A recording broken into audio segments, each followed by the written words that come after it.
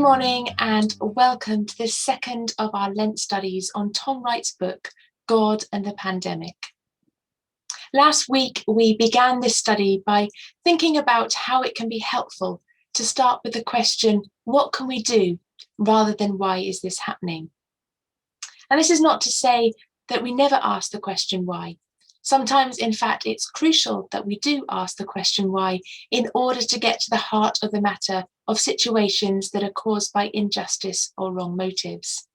And at those times, these two questions need to be inextricably linked in order to bring about change. But it's about asking the questions in the right order.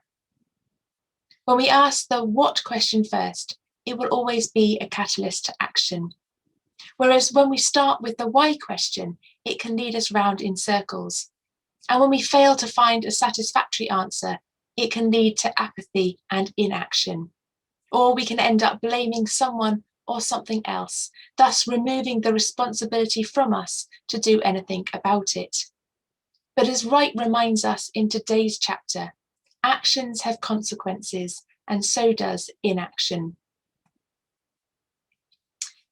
When asking the what can we do question last week, it mainly led to us thinking about how we can respond by helping others through practical expressions of love and support.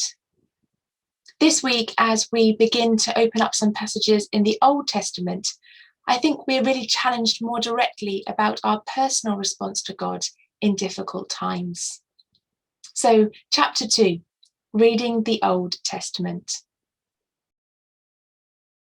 This week, Wright gives us a fascinating insight into the Psalms and the book of Job, amongst other scriptures. Signposting us to a number of Psalms, he demonstrates how trying to rationalize the suffering of an individual or a group of people to cause and effect is very problematic.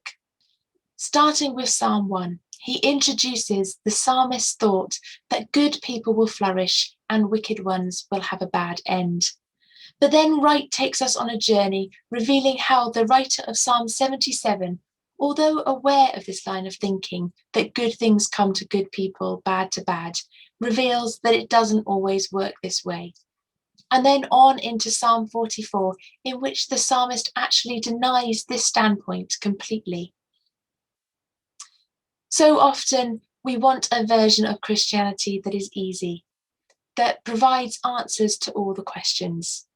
One that makes life good and takes away the pain and trials. We want a version where everything is fair and just. We want the righteous to receive blessing and those who seek to gain from wrong to have their plans come crashing down on them. But this isn't the reality we experience a lot of the time, and suffering comes to good and bad alike. There are times when people we love, or even we ourselves, go through periods where one thing seems to come after another and then another, and it seems completely unfair and the burden is very heavy. At these times, we can look to the scriptures that remind us that God has promised to help us carry these things, that he invites us to come to him when we are weary and in need of rest. And scriptures that remind us that one day Christ will bring about the world that we desire, where everything is good and just, and an eternal future where there is no more pain or suffering or tears. And it's good to hold on to this vision, but it still leaves the question, how do we deal with circumstances that bring us pain and anxiety? What can we do when our faith really gets tested? And to begin to answer this in some limited way, we're going to turn to the book of Job. So what's Job got to do with it? Well, here we see Job, who we're told in the opening chapters is a good man, holding on to the fact that God is just, despite the misery and pain he experiences through his cruel circumstances. His friends unhelpfully try to tell him that he must have done something wrong to deserve what is happening. But Job stands his ground, saying if that is the case, then God would be unjust, because he hasn't done anything to warrant such disaster descending on him. And Job just doesn't want to believe that of God. He refuses to believe that God operates in this way, something that he is commended for at the end. Here we see a real contrast in approach to the situation. The friends see what is happening and try to fit God into that, making the assumption that God is causing Job's pain as punishment. They ask the why question. The innocent Job, however, approaches it the other way round. He asks the what question. What can I do? And holding on to what he knows of God's character, he seeks an audience with God to plead his case, believing that God will still prove to be just. And because of his love for Job, God does come and give him that opportunity, but only after he shows him the limits of his knowledge. So that actually when it comes to it, Job simply repents for questioning God's sovereignty, recognizing that he neither has the ability to judge the God who created the universe or the right to question why. God, however, does make it clear that the friends were wrong and affirms Job's claims to have led a devout and obedient life. And so we come to the end of the book with no real resolution, certainly no answers. But as Wright explains, part of the point of Job is precisely its unresolved character. Many have put forward the case that Jesus stands in the gap, and this is something that we will begin to explore next week as we look at chapter 3, Jesus and the Gospels.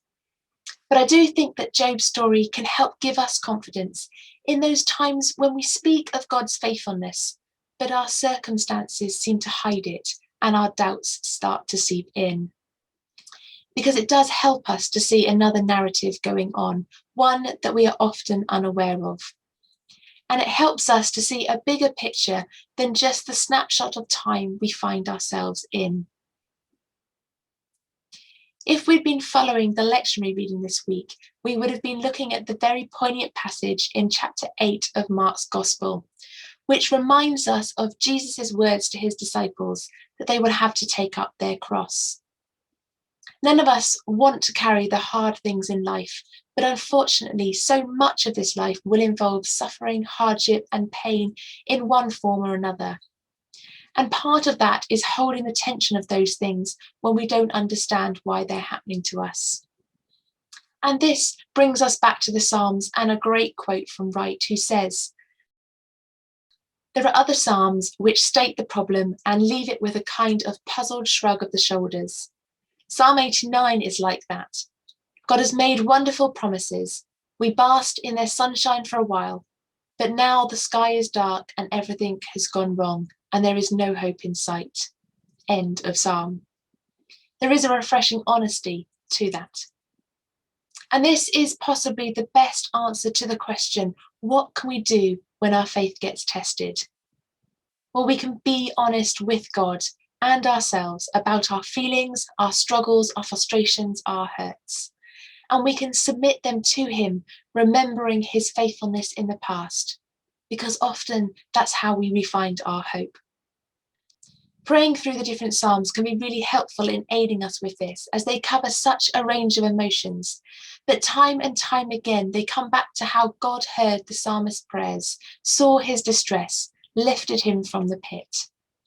We can also hold on to the truths that we know and believe about God, just as Job did. For when we trust him in pain, confusion, and loneliness, we can combat our doubts, which are one of Satan's greatest weapons, and discover a God who only desires to show us his love and compassion.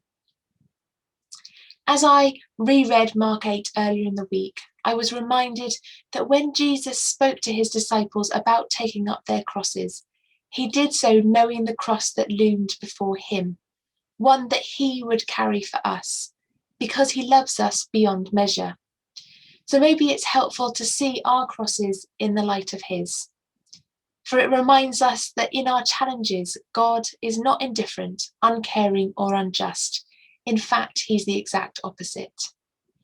And this in turn can help us cling tightly to our faith and remain faithful in prayer, trusting that God can see us through the current difficult circumstances and others that come our way.